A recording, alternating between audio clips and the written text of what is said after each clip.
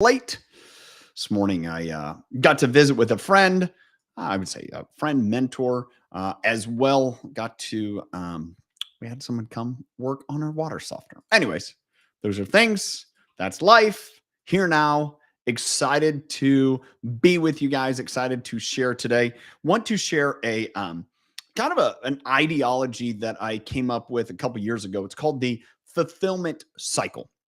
And so there's a couple different pieces I've read, one of them from Peter Drucker, and he talked about, life being a corkscrew.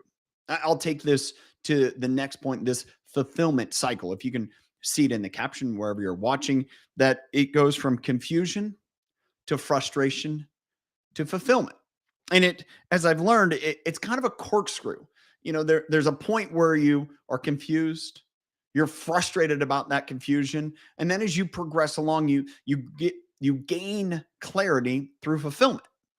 And then all of a sudden you'll go through a point in life again where you became confused again. Like, why is it the way it is? You're frustrated because, it is the way it is. And as you work through that, develop through that, you find fulfillment. I was talking to my friend Eric yesterday, and he shared that he has a similar type ideology. It's orientation, disorientation, reorientation. It's really kind of the same cycle as you go from one to the next to the next. That's life. I truly believe, as he and I were talking about, and he's, at this place where there's a lot of orientation, there's a lot of fulfillment. And I said, as I've been in those seasons, I have to understand there will become a point where I'm confused. Why is it the way it is now? It's not like waiting for that shoe to drop. It's too good. It's knowing that that's the next phase in growth. That's the next phase that you'll go through.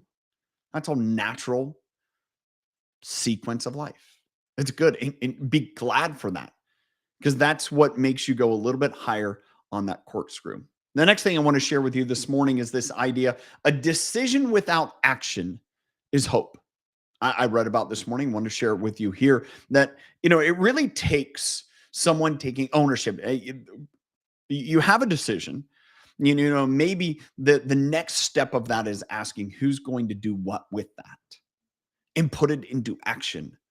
And then all of a sudden it's a decision. It's no longer hope, because a decision without action is just hope. I can decide today that I'm going to, eat differently. I'm going to decide today that I'm going to work out differently. I can decide today that I'm going to manage my finances differently. I can decide a lot of different things in relationships or whatever it may be.